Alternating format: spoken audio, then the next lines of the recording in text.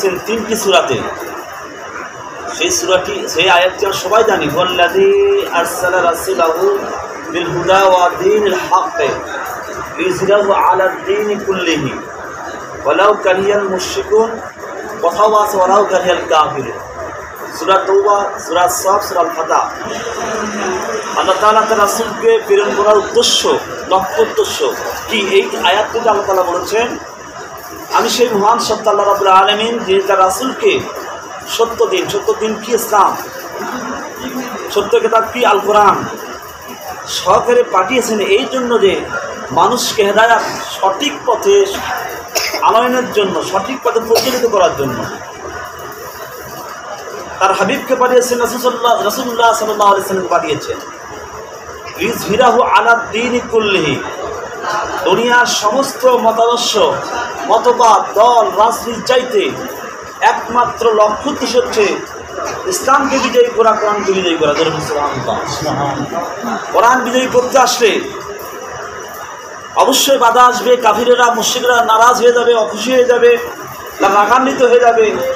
আল্লাহ কোরআন এই জন্য বলেন ওয়ালাউ কারিহাল কাফিরুন, কথাও বলেন ওয়ালাউ কারিহাল মুশরিকুন, যে উনি বললেন যে তোমাদের উপর যতই কাফেরেরা নারাজ হোক, নাখোশ হোক, অসন্তুষ্ট হোক, বেজার হোক, তাতে মুসলমানদের কোনো বুঝ পরোয়া নেই, আমাদের কোনো যায় আসে না। একমাত্র আল্লাহ তাআলাকে রাজি খুশি করার জন্যই আমাদের মূল মাকসাদে থাকতে হবে।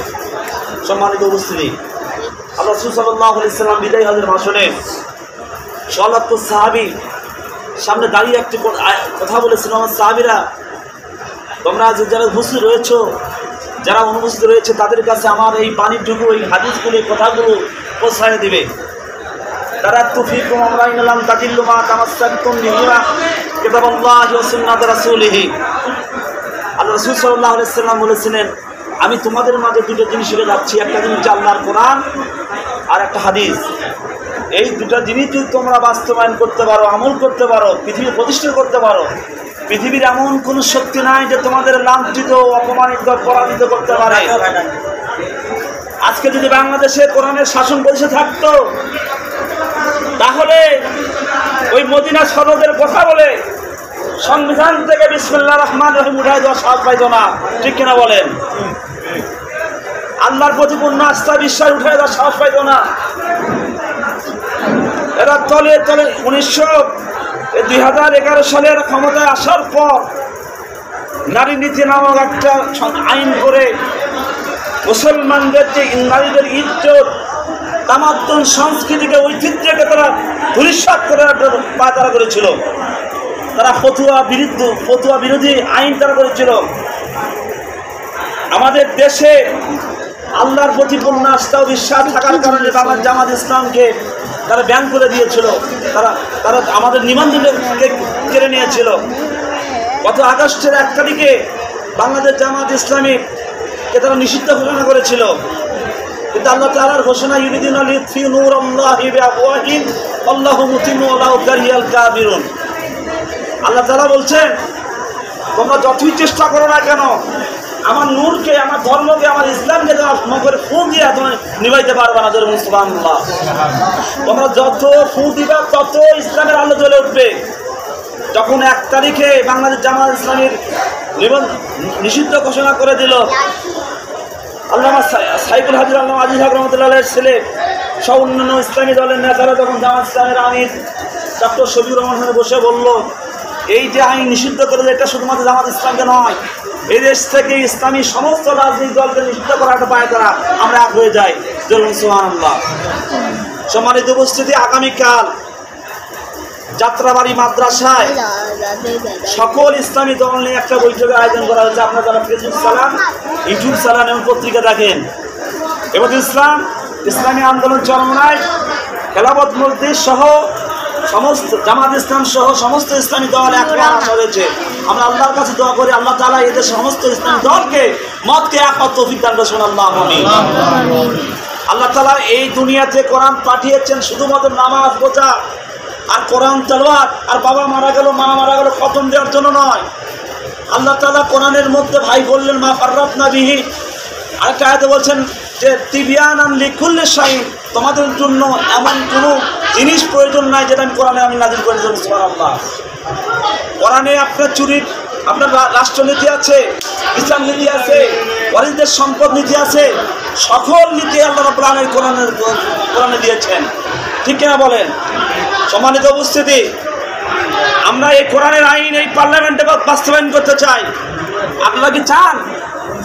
আপনারা কি কোরআন নিয়ে বাঁচতে চান? কোরআন নিয়ে বলতে চান? তাহলে আগামী দিনে যদি এই দেশে কোরআনের শাসনের জন্য জান দেওয়া লাগে, মাল দেওয়া লাগে, আপনার তো রাজি থাকবেন ইনশাআল্লাহ? আমরা সব সময় বসে থাকবো। আমরা কোনো আর ধর্ম নিরপেক্ষবাদ, সেকুলার ন্যাশনালিজম, জাতীয়তাবাদের ভারত হইয়া অমুকের নেতা তুমুকের নেতা মানতে আমরা রাজি নয়। আমাদের নেতা একজনই জনাব মুহাম্মদ রাসূলুল্লাহ সাল্লাল্লাহু আলাইহি ওয়াসাল্লাম। আমাদের দল একটাই, সেটা হচ্ছে ইন্না দীনা ইনদাল্লাহিল ইসলাম। আল্লাহর নিকট একমাত্র মনোনীত একটাই ধর্ম, একটাই দল হচ্ছে ইসলাম। আপনারা কি ইসলামের সঙ্গে থাকবেন? ইনশাআল্লাহ। বাংলাদেশ জামাত ইসলামীর পক্ষ থেকে আপনাদের জানিয়ে যাচ্ছি, আগামী দিনে বাংলাদেশ জামাত ইসলামের সঙ্গে অনেক কয়েকটা দল, ইসলামী দল, তারা এক হওয়ার ওয়াদা করেছে। ইনশাআল্লাহ বলেন। যদি এক হয়ে যায় তাহলে এই দেশের আমার ধারণা এবং আমাদের ধারণা সকল টুপিওয়ালা, দাড়িওয়ালা, জুব্বাওয়ালা, যে তরিকার হোক, যে বিশ্বের মরিদ হোক, যে তাবলীগের সাহেবের হোক, আর হচ্ছে যে আলবি সুরার ওলামায়ে কেরাম হোক, আমরা এক হয়ে যাব ইনশাআল্লাহ।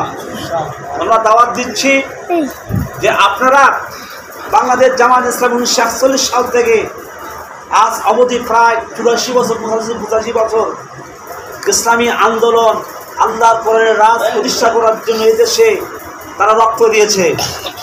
এই দেশে তাদের অনেক সেবামূলক প্রতিষ্ঠান রয়েছে। এদেশের যখনই কোনো বিপদ, প্রাকৃতিক বিপদ, দুর্যোগ, বন্যা, ঝড়, সাইক্লোন, যে কোনো মানুষের জানমাল ক্ষতি হয়ে যাচ্ছে, বাংলাদেশ জামাত ইসলামী তার কল্যাণ ফান্ড থেকে তারা মানুষের পাশে দাঁড়িয়েছে। এই যে আমাদের বৈষম্য বিরোধী আন্দোলন, ছাত্র আন্দোলনে আমাদের দল থেকে প্রত্যেকটা শহীদকে 2 লক্ষ টাকা করে আমরা তাদেরকে হাদিয়ে দিয়েছি, দাম নয়, তাদের আমার পাশে সুবহানাল্লাহ বলেন। এবং আমাদের দল থেকে কয়েকদিন আগে বললাম যে সারা বাংলাদেশে যে আন্দোলন হয়েছে 18,000-এর উপর লোক আহত হয়েছে। আমরাও তাদের আহতদের চিকিৎসার ব্যয়ভার জামাত ইসলাম কাঁধে নিয়েছে। জোরে বলুন সুবহানাল্লাহ। এইরকম একটি দল, যারা কোন ধর্ম, বর্ণ, জাতি, যে দল করি, হিন্দু হোক, মুসলমান, বৌদ্ধ হোক, আমরা সকলের পাশে দাঁড়িয়েছি।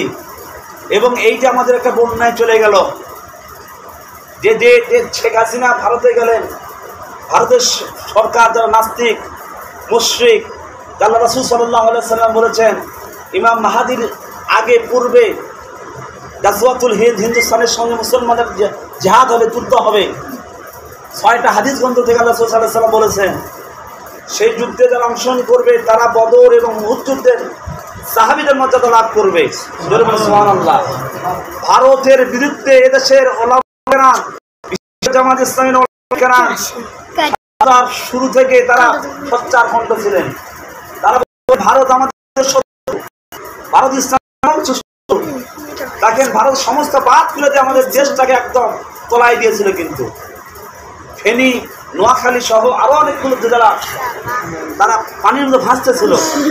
জামাত ইসলামী যারা এই বন্যাতে যারা শহীদ হয়েছিলেন, মারা গিয়েছেন, তাদেরকেও আমরা অর্থ দিয়ে সাহায্য করেছি, চিকিৎসাতে